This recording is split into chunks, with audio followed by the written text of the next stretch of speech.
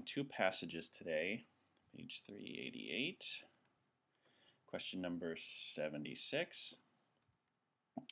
And as before, I'll give you some time to read the passage on your own on the assumption that this might be the first time you're looking at this particular passage. If you've read it, of course, you can surf the net or do other things until you hear me say, okay, let's get started, and then we'll tackle the questions. So it'll be about 4 minutes and a little bit less since this is a shorter passage, but we do have 6 questions on this one, so do take care and read this one thoroughly.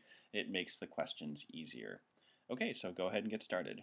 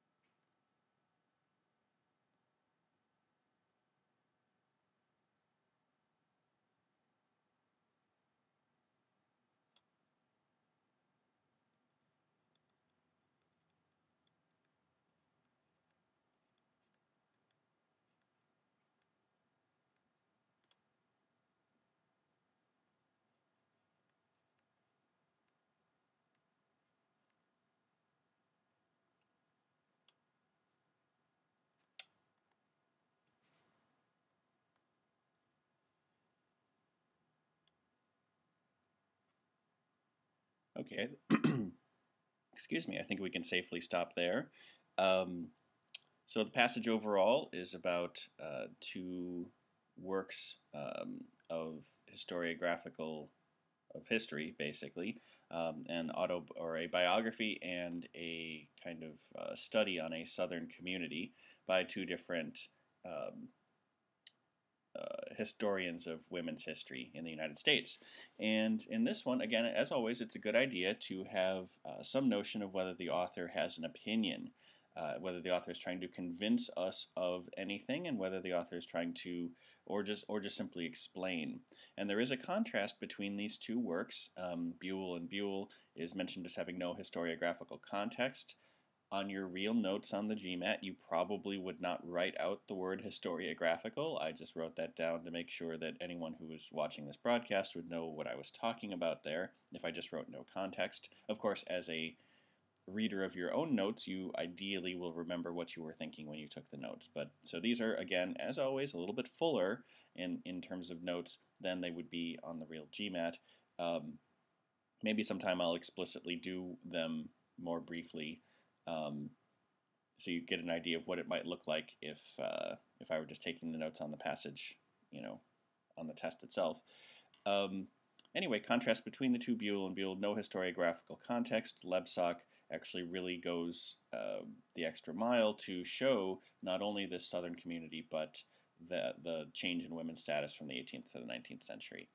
So the author doesn't really try to persuade us of anything, just that there really are these two different approaches. So let's see what we get in the questions. So number 76, the primary purpose of the passage is to. So that's our main idea. And again, we've already decided that it's kind of an explanation rather than a convincing sort of paragraph. So is it A, examine two sides of a historiographical debate? And historiography and historiographical just means, it's an adjective meaning relating to the writing of history. It may not sound like there's more than one way to write history, but there is, and actually this passage kind of highlights it. You can, among many other angles, you can approach writing about a particular person, writing about a community, including the larger context or not, how much interpretation you want to do. Historiography, there's actually quite a bit of writing about how you write about history and how that's changed over time. Anyway, so when you see that word, all that means is you could just replace it with writing about history if that makes it easier. Anyway, so was the author trying to examine two sides of a historiographical debate? So there's not really a debate, just two different approaches. So they're not actually arguing. Buell and Lebsack are not enemies or rivals or anything. They're not on two sides of something. They just took two different approaches, so it's not going to be A. Choice B, call into question an author's approach to a historiographical debate. Well, again, no debate, and it certainly doesn't call into question an author's approach. They're both listed as equally valid. It does sound like the author likes what Lebsack has done a little bit more, but that's not the same thing as calling into question the other approach. Choice C, examine one author's approach to a historical... trouble talking in the new year. Examine one author's approach to a historiographical debate. Again, there's not a debate. So, well, the debate is... I'm sorry, I need to take that back. There is a debate whether women gained or lost status in the 18th and 19th century. And the one author, but even so, Buell and Buell don't even have an approach to that debate particularly, and Lebsack simply supplies evidence for it without necessarily coming down on one side or the other. In fact, we find out later that Lebsack says that women gained some and lost some in that shift from the 18th to the 19th century, so that's not really any sort of settling question or settling effect on a debate.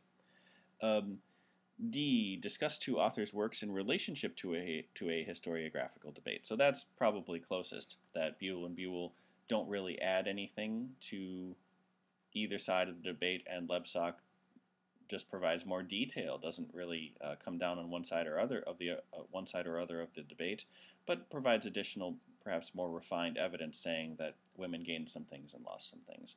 So that sounds good.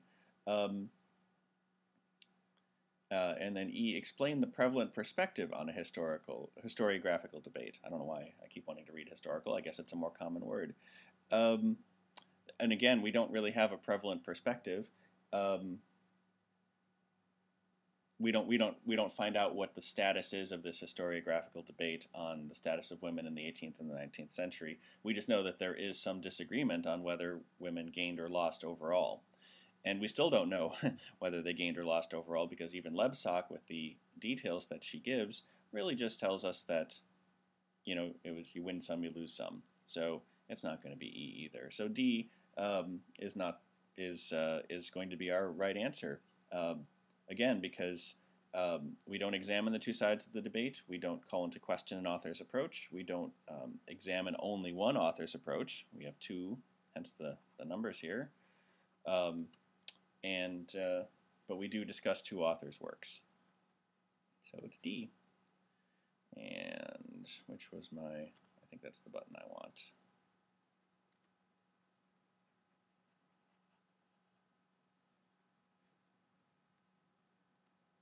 Okay, question number 77. The author of the passage mentions the supervision of schools primarily in order to. When you get a question like this, it's always in your best interest to go back to the point where the author mentions that, maybe read a little bit before and a little bit after to understand what the context was before you hit the actual question or answer choices. So the supervision of schools shows up in line 23, or in the sentence that starts in line 23.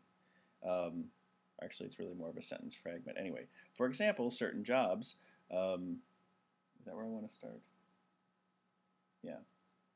Certain jobs, such as delivering babies or supervising schools, were taken over by men. And we're talking about in the 19th century here.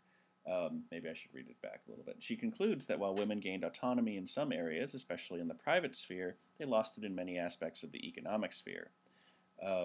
More importantly, she shows that the debate itself depends on frame of reference. In many respects, women lost power in relation to men, for example, as certain jobs, delivering babies, supervising schools, were taken over by men, yet women also gained power in comparison with their previous status, owning a higher proportion of real estate, for example. Anyway, so the supervision of schools is an example of something that women lost in one context, and it's part of a section talking about how it really kind of depends what you're looking at when you ask the question, did women gain or lose status? So let's look at those answer choices. Was the author trying to remind readers of the role of education played in the cultural changes of the 19th century in the United States? No. Obviously, the role of education did play a role. We're not saying that choice A did not happen, only that that's not what the author was trying to do, because we don't find out anything about the role of education, so that can't be right. Choice B, suggest an area in which 19th century American women were relatively free to exercise power. So that would be for someone who's not reading very carefully at all. Supervision of schools is actually an example of something that women lost in the 19th century, and it sounds like they actually had in the 18th century. So the author is not, this is kind of the opposite. This is 180, the opposite of what the author was actually saying, and that makes it not right. C, was the author trying to provide an example of an occupation for which accurate data about women's participation are difficult to obtain? Nothing about that. Nothing about difficulty in obtaining the information. It's all there in the book by the time the author is reviewing it. I already did C. D, speculate about which occupations were considered suitable for United States women of the 19th century. Well, suitability isn't really a question, and also since it's one of the positions that women lost, it's probably not even a good example of that. And then, of course, we're only left with answer choice E, so if you're at the point where process of elimination is making a lot of sense for you, you could just choose this one and move on, but let's look at it anyway. Was the author trying to illustrate how the answers to questions about women's status depend on particular contexts? And that sounds very right, because again, this was part of the examples, the specific examples used to support the general point that women made gains in the private sphere, for example, owning real estate, but lost certain types of jobs in the public sphere. So that is it. Answer choice E is the right one. And we move on one page and move on to some new questions. And I accidentally erased part of the word question. I trust in your ability to use context to figure out that the other number aside from the page, which is now 389, is going to be the question number 78. So number 78, With which of the following characterizations of Lebsack's contribution to the controversy concerning women's status in the 19th century United States would the author of the passage be most likely to agree? Wow. Talk about convoluted wording. So, to put it another way, this is an inference question where we're being asked to infer the author's viewpoint on something that the author doesn't actually state him or herself, but gives ample evidence for it in the passage. And here we're being asked to say what the author would say about Lebsack, basically. What did Lebsack contribute to this question of whether women gained or lost status? So they put it in kind of convoluted terms, but the author talks a lot about Lebsack, so it ought to be easy to pick out from the answer choices the one that sounds like what the author would say. So choice A, would the author say that Lebsack has studied women from a formerly neglected region and time period? Well, you know, we know that it's a southern community, and I guess we can infer that it's talking about that southern community in the 18th and the 19th century, but there's nothing to indicate that that's a formerly neglected region and time period. U.S. history, compared to most other countries, is pretty short, and I don't think you can even say that there is a neglected time period in U.S. history because we're only talking about a few hundred years. So anyway, no, definitely not A. Would the author say that Lebsack has demonstrated the importance of frame of reference in answering questions about women's status? Well, that's what the point of this stuff here was, that frame of reference, and it's actually relevant to what we were just reading in our preparation to answer the previous questions, that it depends on what you're asking about. In the public sphere, women lost some jobs, but in the private sphere, they gained more economic autonomy and stuff like that. So, frame of reference is kind of the theme for what the author is talking about with Lebsack, so we'll keep that one as a good answer. Answer choice C. Would the author say that Lebsack has addressed the controversy by using women's current status as a frame of reference? No, we don't. Remember, we are in the 21st century, and Lebsack only goes up to the 19th. So, no. Current status, not in the picture. D. Lebsack has analyzed statistics about occupations and property that were previously ignored. This one's a little bit tempting. I'm not thrilled with it, but let's just keep that one and then compare afterwards. E.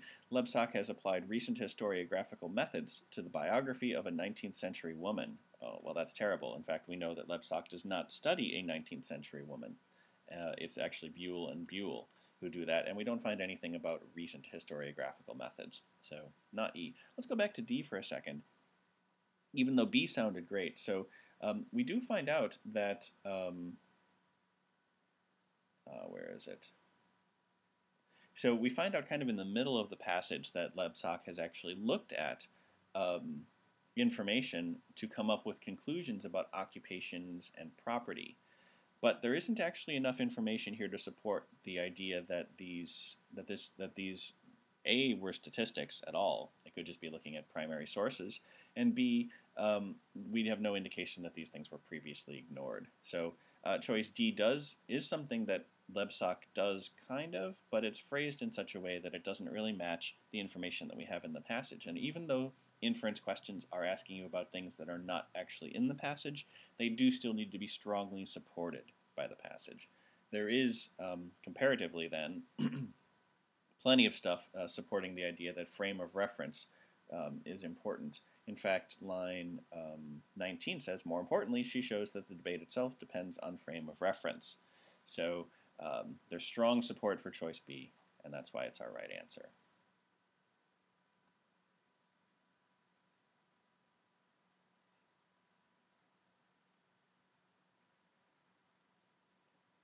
And we move on to question 79.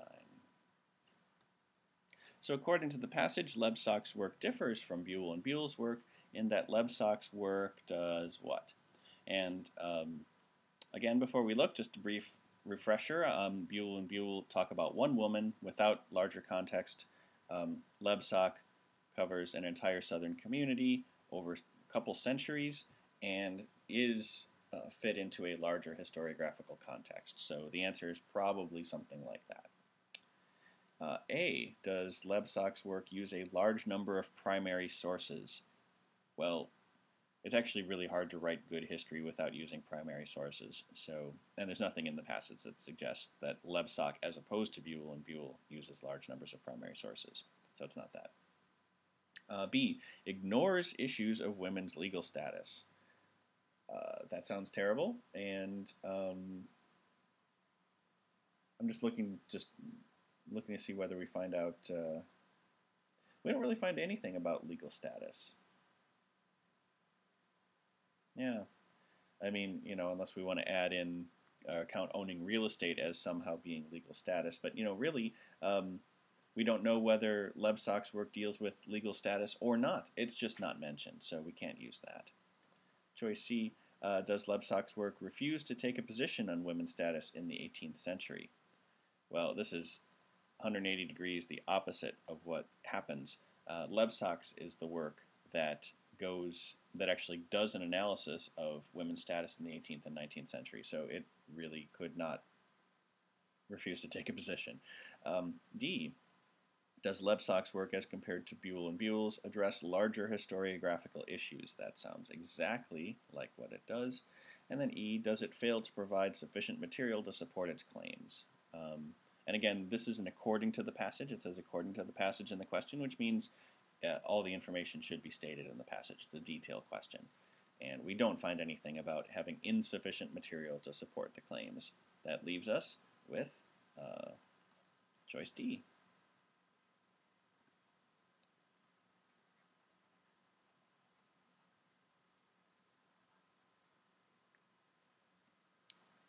Oops. Got to keep us current on the question. Number 80.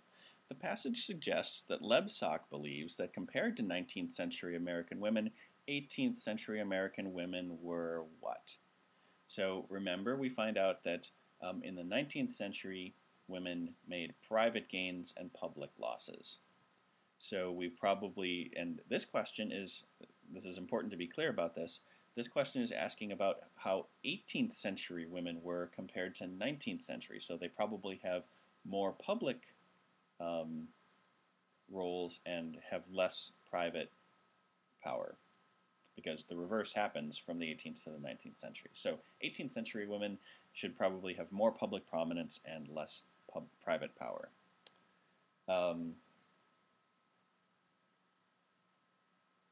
Okay, so choice A. Are 18th century women in many respects less powerful in relation to men? That almost doesn't really make sense. I mean, it's probably true, but really the conclusion that Lebsack came to is that that's what happens in the 19th century. So, I mean, I guess we can keep this one as possible. Come on, there we go. It's my sort of mediocre face. Choice B, were 18th century women more likely to own real estate? No, so that was actually the 19th century women that were more likely to own real estate. So in line 25 and 26, so it's not B. Choice C, generally more economically independent.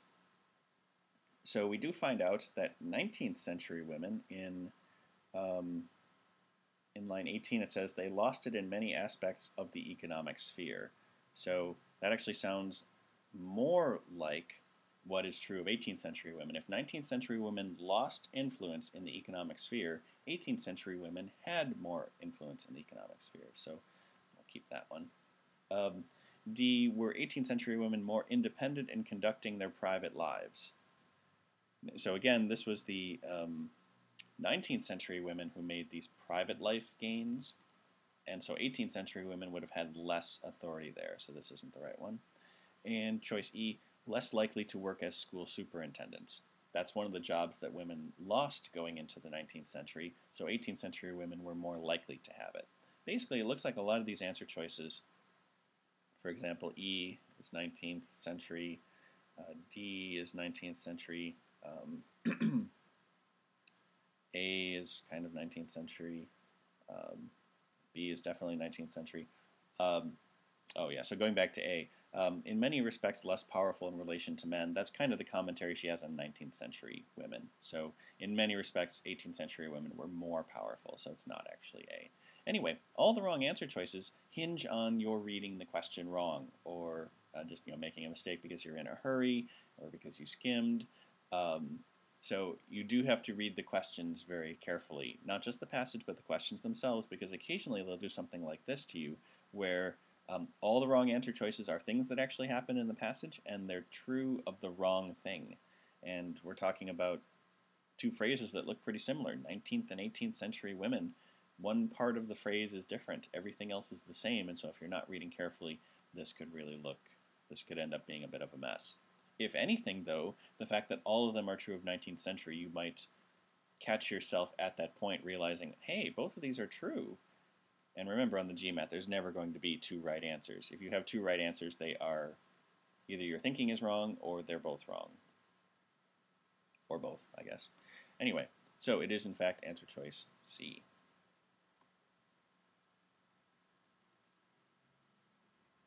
Last question on historiography of women's status.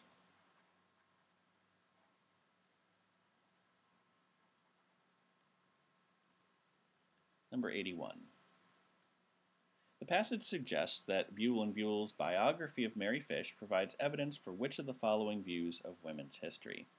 So most of the passage is not about Buell and Buell. It's about Lebsack and Lebsack's approach. The points where we do find out about Buell and Buell are the very beginning, where we find out that it makes little effort to place her story, namely Mary Fish's story, in the context of recent historiography on women. And then Buell and Buell come up at the end, saying, I made a note on this, in contrast, Buell and Buell's biography provides ample raw material for questioning the myth, fostered by some historians, of a colonial golden age in the 18th century, but does not give the reader much guidance in analyzing the controversy over women's status. That's all we know about Buell and Buell's biography of Mary Fish. So let's see if any of the answer choices match what, or could be inferred from what we just read. Can we infer that A, women have lost power in relation to men since the colonial era? No, there is no kind of context thing going on there. That's one of the points the author makes about Buell and Buell. If anything, that would be more of a Lebsack inference, because there's no big picture of what's happened since the colonial era. It's really only about the colonial era. Choice B, women of the colonial era were not as likely to be concerned with their status as were women in the 19th century. Women in the 19th century are not part of Buell and Buell's biography of Mary Fish. It's really just, 1736 to 1818. So that's more of a Lebsack thing too. Choice C, the colonial era was not as favorable for women as some historians have believed. Well, that sounds kind of like this whole myth of the Golden Age, that gets talked about in lines 28, 29, and 30, so that sounds pretty awesome. Choice D, women had more economic autonomy in the colonial era than in the 19th century. Again, that's a Lebsack thing. There's no longitudinal data in Buell and Buell. They don't go to the 19th century. They end probably right around 1818 when Mary Fish died. So anyway, choice E, women's occupations were generally more respected in the colonial era than in the 19th century. Again, 19th century, totally Lebsack, not at all Buell and Buell. So there's really only one answer here that sounded anything like what we know about Buell and Buell. Everything else kind of brought in what Lebsack was doing. So they made it a little bit easier for us. Choice C is the right one. Okay. All right, on to the second passage. And this one's a little bit longer. So I will give you definitely the 4 minutes on this one. And then we'd have 1, 2, 3, 4, 5, 6, 7, 8, 9 questions. 9 questions to get through. So 4 minutes on the passage, and then we'll move quickly. But this is one of those ones where it's a sciencey passage, may be tricky. We'll see if the questions are any easier.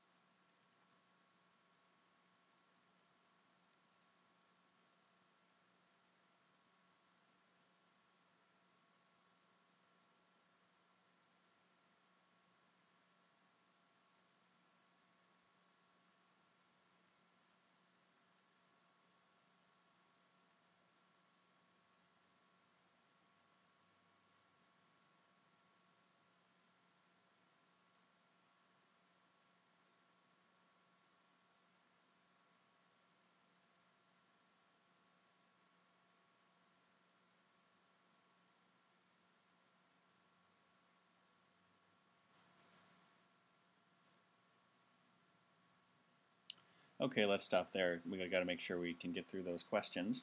So again, overall, passages about serotonin levels and what can trigger it, and a lot of it's about the substance tryptophan, and then also insulin and some other. Then there's also some amino acids. So it's a very sciencey passage. And of course, we always want to ask ourselves whether the author is trying to convince us of something or simply try to explain. And I think in this one, it's very clearly explaining some research findings. And there's no urging that the government needs to do something or that people should do this in what they eat. It's really just explaining how some scientific research was done and their findings. So let's take a look at our questions. Number 82, which of the following titles best summarizes the contents of the passage? So one of these ones where you're asked to supply the title, this is kind of another way of asking about the main idea. Because the title has to kind of capture everything that happens in the passage or capture the passage's overall theme as opposed to just details from the passage. So, choice A, neurotransmitters, their crucial function in cellular communication. We do find out about neurotransmitters in the first paragraph, but it's really only the first paragraph that talks about neurotransmitters. That really can't be the main idea. That's just kind of some background information, so it's not A. Choice B, diet and survival, an old relationship re-examined. Well, there's really nothing about survival. There is stuff about food, but definitely not a relationship between diet and survival, so that one's easy to eliminate. Choice C, the blood supply and the brain, a reciprocal dependence. Again, this is kind of a detail. We do find out that metabolic processes elsewhere in the body do affect what's going on in the brain. That's one of their overall themes, but the passage is not really about the reciprocal relationship between the blood supply and the brain. It's really just kind of a one-way thing. What happens with what's in the blood? How does that affect the brain? We're really only looking at this in a unidirectional way. It's not C. D, amino acids and neurotransmitters, the connection between serotonin levels and tyrosine. No, so tyrosine does get mentioned, but it's just mentioned as one of some of these other amino acids that are out there. Tyrosine is a pretty small part of the passage, whereas serotonin is a much bigger one, and there really isn't a connection between, or the connection is distant between serotonin levels and tyrosine, so that's not it. Which leaves us E, which means it's probably right, but let's read it anyway. The effects of food intake on the production and release of serotonin, some recent findings. Right. So all these different answer choices were about things in the bloodstream and how they impact serotonin levels. So that actually sounds like a very likely thing. And my pen appears to have frozen. That's not good. It adds to the challenge of doing a broadcast. Come on back. Is the mouse working? The mouse is working.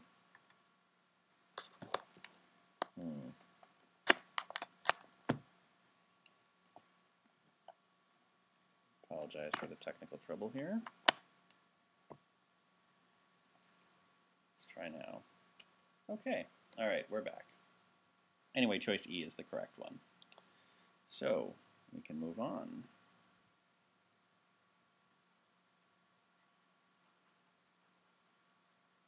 On to question number 83.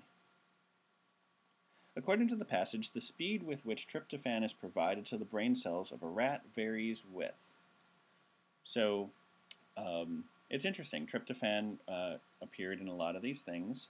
But the one thing that we remember from the passage is that basically so many of these things resulted in the same types of increases in tryptophan and serotonin and all that stuff.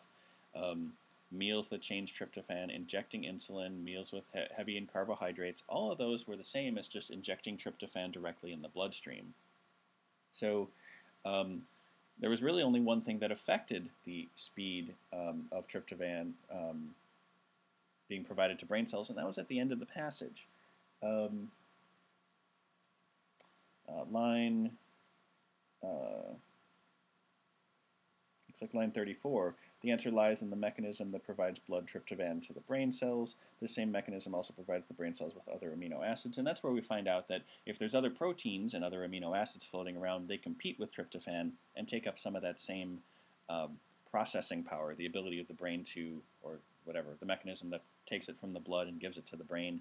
It takes other amino acids first.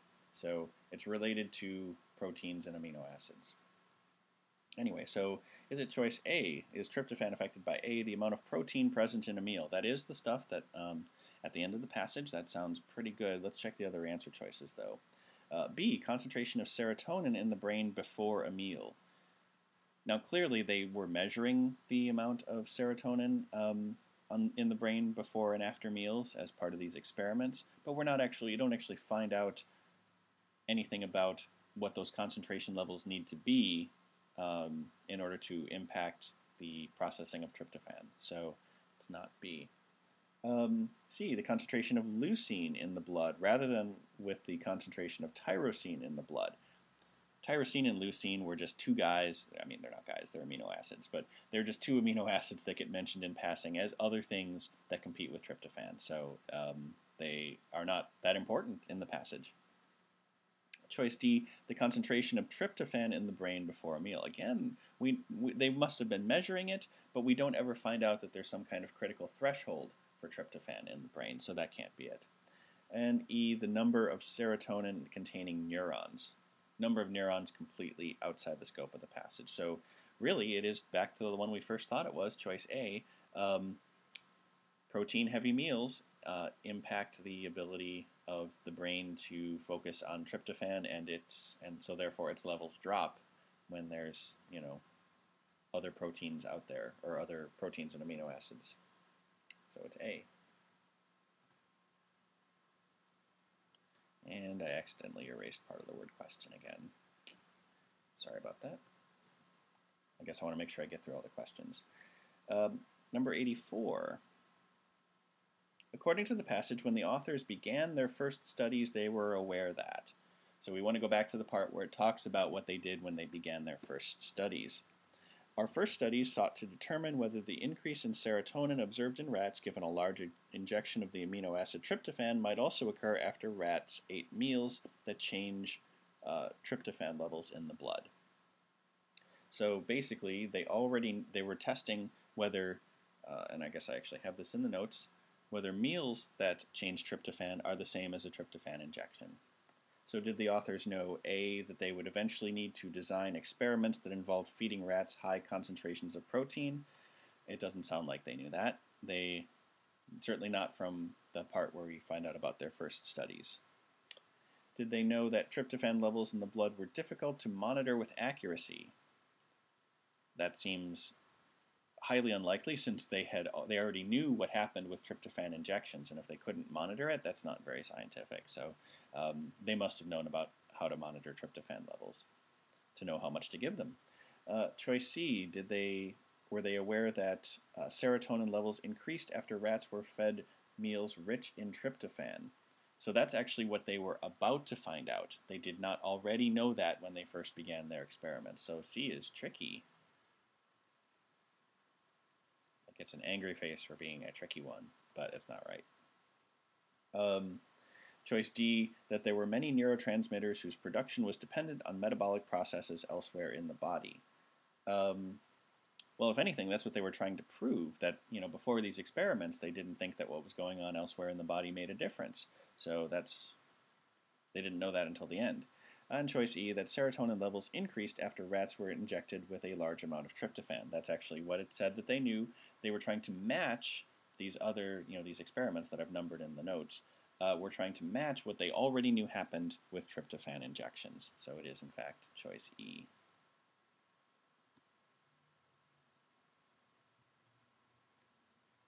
Oh, changing pages too.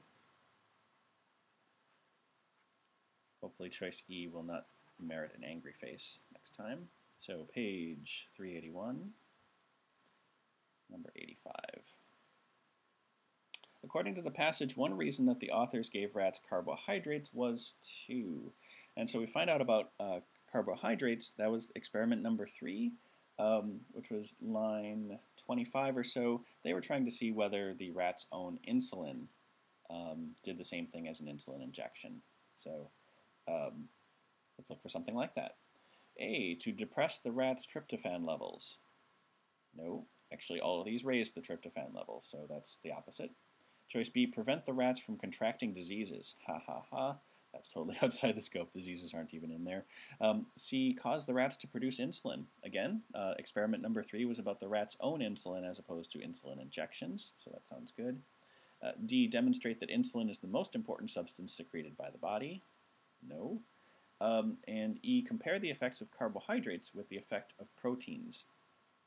So that is the next experiment that they did, but each experiment was built on what came before it, not what was coming next. So they were, or proteins was number 4, they were doing number 3 to compare it to number 2, not number 3 to compare it to number 4. So E is close, but not right. Choice C is the correct one.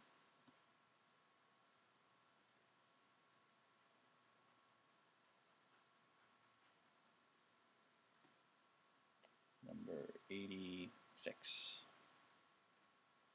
According to the passage, the more protein a rat consumes, the lower will be the...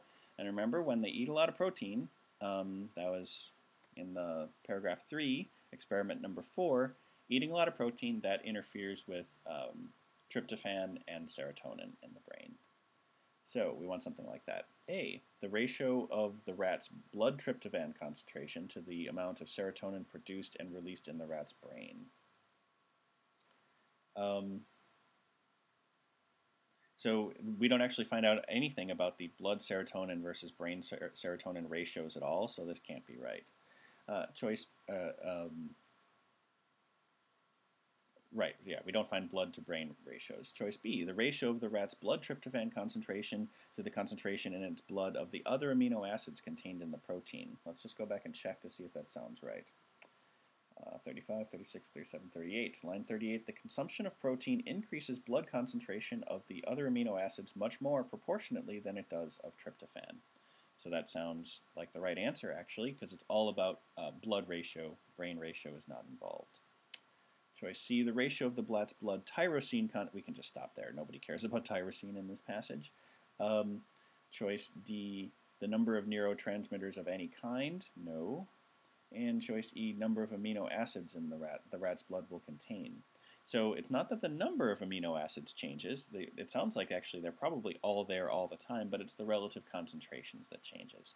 So E is tempting at first, but ultimately it's not the number that changes, it's the ratio, which is why B is right and E is wrong once my pen returns. Oh, not again. Come on, don't do this.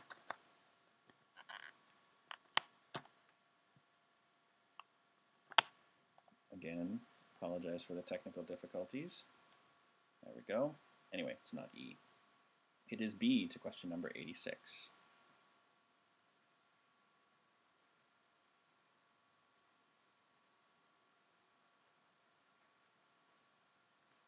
All right, number 87. The author's discussion of the mechanism that provides blood tryptophan to the brain cells, line 34 to 35, is meant to what? So that's the part that was their explanation for why protein got in the way. Oh no, come on.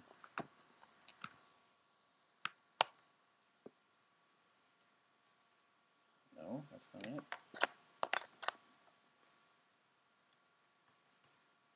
Wow, that's great. Okay, we'll just deal with that. Anyway, so the mechanism, was it to A, stimulate further research studies? No, we don't find anything about further research studies. Was it B, to summarize an area of scientific investigation? No, that mechanism was not a summary. C, was it to help explain why a particular research finding was obtained? And that was the research finding tying protein consumption to lowered tryptophan and serotonin levels, so that sounds pretty good. Choice D, provide supporting evidence for a controversial, there's no controversial scientific theory, it's not D. And then E, refute the conclusions of a previously mentioned research study. And again, it doesn't refute anything, it just was unexpected based on the experiments that they'd had so far. So it's not E either, it is in fact choice C. And I will get rid of that.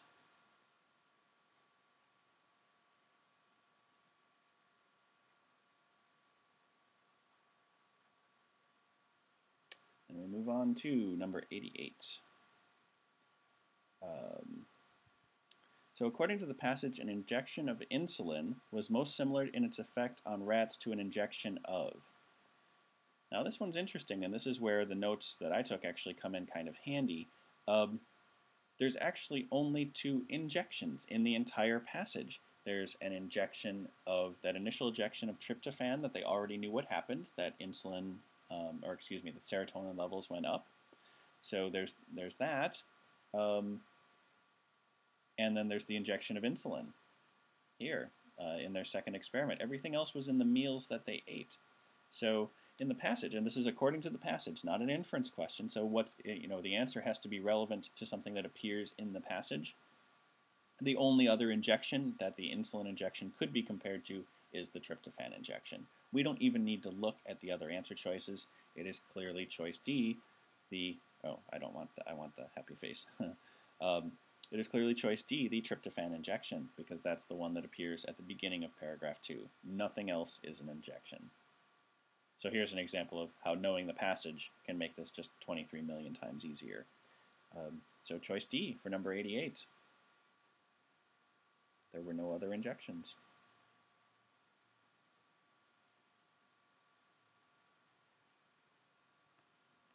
On to number 89. It can be inferred from the passage that which of the following would be least likely to be a potential source of aid to a patient who is not adequately producing and releasing serotonin. So again, this is where following what these different experiments do comes in handy. Almost everything in the passage caused an increase in serotonin in the brain. And a tryptophan injection did it. Meals that changed tryptophan did it. Injecting insulin did it. Meals heavy in carbohydrates, which then trigger your body's release, or rat's bodies, or a patient's body's release of insulin. Those all increase serotonin levels. The only one that was different, where it actually lowered serotonin, was meals heavy in protein. So that would probably be the least useful thing. Let's take a look. Answer choice A, meals consisting almost exclusively of protein. Well, that's pretty much it. Look at the other ones though. Choice B, meals consisting almost exclusively of carbohydrates. That's the opposite. That's one of the things that worked really well in rats. And we're inferring from the passage that it works the same in rats and in people. Yeah, carbohydrates should increase it. Choice C, meals that would elicit insulin secretion. That's actually the same thing as the carbohydrate-heavy ones. D, meals that had very low concentrations of tyrosine. No, again, nobody cares about tyrosine. Well, I mean, again, I'm sure there are researchers whose entire life is based around tyrosine, but for the purposes of the passage, it's not us who care about tyrosine. It's not D. And then E, meals that had a very low concentration of leucine. Again, same thing, nobody cares. Or it's really kind of beyond the scope. Again, they're just mentioned as other amino acids that compete with tryptophan in protein-heavy meals. So it is, in fact, A, the first one we saw. All right, on to the last one on this passage.